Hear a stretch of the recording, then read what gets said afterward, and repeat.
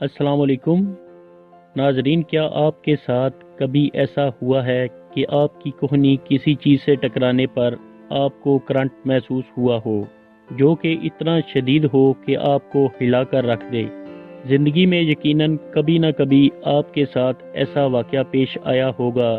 लेकिन क्या आप जानते हैं कि कोहनी किसी चीज़ से टकराने पर करंट क्यों महसूस होता है?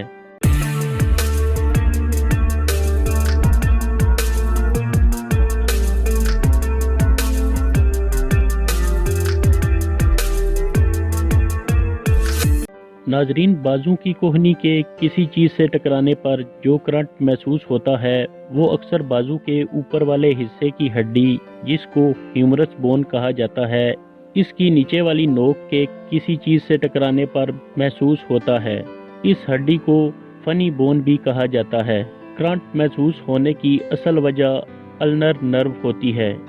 जो कि गर्दन से कंधे और फिर बाजू से होती हुई हाथ में छोटी उंगली पर जाकर ख़त्म होती है।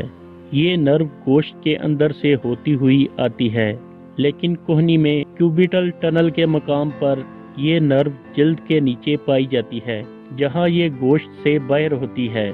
इसलिए इस नर्व को इस मकाम पर अनप्रोटेक्टेड माना जाता है, और यहाँ जब कोई चीज़ अचानक इससे डायरेक्ट टकराती है तो ये दर्द का पैगाम दिमाग की तरफ भेजती है,